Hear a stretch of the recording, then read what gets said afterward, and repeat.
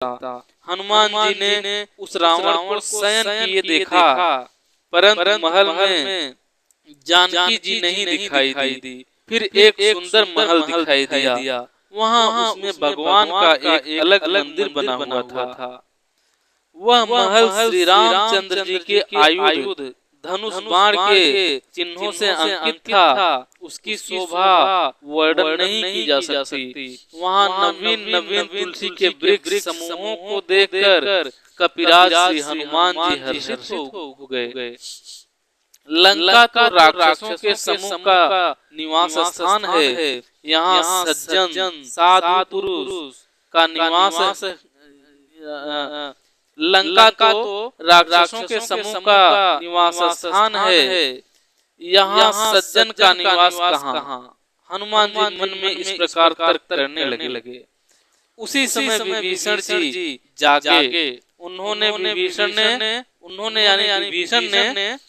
राम नाम का स्मरण किया। हनुमान जी ने उन्हें सज्जन जाना और हृदय में हर्षित हुए।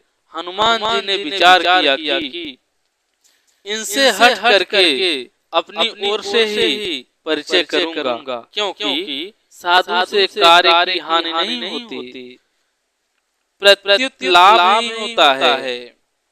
ब्राह्मण का रूप धरकर हनुमान जी ने उन्हें वचन सुनाए। सुनते ही विभीषण जी उठकर वहां आया। विभीषण जी ने उठकर वहां आए, प्रणाम करके कुशल पूछी और कहा कि हे ब्राह्मण देव, अपनी कथा समझाकर कहिए, क्या आप हरि भक्तों में से कोई हैं? क्योंकि आपको देखकर मेरे हृदय में अत्यंत प्रेम उमड़ रहा है। अथवा क्या आप दीनों से प्रेम करने वाले स्वयं श्री राम जी ही हैं, जो मुझे बड़भागी बनाने घर बैठे दर्शन देकर कृतार्थ करने आए हैं? तब हनुमान जी ने श्री रामचंद्र जी की सारी कथा कहकर अपना नाम बताया। सुनते ही दोनों के शरीर पुलकित हो गए और श्री रामचंद्र जी के गुण समूहों को स्मरण करके दोनों के मन प्रेम और आनंद में मग्न हो गए। विभीषण ने कहा, हे पवन पुत्र, मेरी रहनी सुनो। मैं यहाँ वैसे ही रहता हूँ। मैं यहाँ वैसे ही रहता हूँ जैसे दांतों के बीच में बेचारी जीभ रहती है। हे तात, मुझे अनाथ जानकर सूर्य कुल के नाथ श्री रामचंद्र जी क्या कभी मुझ पर कृपा करेंगे? मेरा तामसी यानी राक्षस शरीर होने से साधन तो कुछ बनता नहीं और न मन में श्री रामचंद्र जी के चरण कमलों में प्रेम ही है। चरण कमलों में प्रेम ही है। परंतु हे हनुमान, अब मुझे विश्वास हो गया कि श्री रामचंद्र जी की मुझ पर कृपा है, क्योंकि हरि की कृपा के बिना संत नहीं मिलते। जब श्री रघुवीर ने कृपा की है, तभी तो आपने मुझे हट करके अपनी ओर से दर्शन दिए हैं। हनुमान जी ने कहा, हे विभीषण, सुनिए, प्रभु की यह रीति है कि वे सेवक पर सदा ही प्रेम किया करते हैं। भला कहिए, मैं ही कौन बड़ा कुलीन हूँ, जाति का चंचल वानर हूँ और सब प्रकार से नीच हूँ। प्रातः काल जो हम लोगों बंदरों का नाम ले तो उस दिन उसे भोजन न मिले। हे सखा, सुनिए, मैं ऐसा अधम हूँ, पर श्री रामचंद्र जी ने जो मुझ पर कृपा ही की है। भगवान के गुणों का स्मरण करके हनुमान जी के दोनों नेत्रों में प्रेमाश्रुओं का जल भराया। जो जानते हुए भी ऐसे स्वामी श्री रघुनाथ जी को भुलाकर विषयों के पीछे भटकते फिरते हैं, वे दुखी क्यों न हो। इस प्रकार श्री राम जी के गुण समूहों को कहते हुए उन्होंने अनिर्वचनीय परम शांति प्राप्त की। फिर विभीषण जी ने श्री जानकी जी जिस प्रकार वहाँ लंका में रहती थी वह सब कथा कही। तब हनुमान जी ने कहा, हे भाई सुनो, मैं जानकी माता को देखना चाहता हूँ। विभीषण जी ने कहा, विभीषण जी ने माता के दर्शन की सब युक्तियाँ उपाय कह सुनाई। तब हनुमान जी विदा लेकर चले। फिर वही पहले का मशक सरीखा रूप धर कर वहाँ गए जहाँ अशोक वन के जिस भाग में सीता जी रहती थी। सीता जी को देखकर हनुमान जी ने उन्हें मन ही मन में प्रणाम किया। उन्हें बैठे ही बैठे रात के चारों पहर बीत जाते हैं। शरीर दुबला हो गया है। सिर पर जटाओं की एक बेड़ी लट है। हृदय में श्री रघुनाथ जी के गुण समूहों का जाप करती रहती हैं। श्री जानकी जी नेत्रों को अपने चरणों में लगाए हुए हैं, नीचे की ओर देख रही हैं और मन श्री राम जी के चरणों में लीन है। जानकी को दुखी देखकर पवन पुत्र हनुमान जी बहुत ही दुखी हुए। हनुमान जी वृक्ष के पत्तों में छिप रहे हैं, विचार करने लगे कि हे भाई क्या करूं, इनका दुख कैसे दूर करूं। उसी समय बहुत सी स्त्रियों के साथ लिए सज धज कर रावण वहां आया। उस दुष्ट ने सीता जी को बहुत प्रकार से समझाया, साम दाम भय और भेद दिखलाया।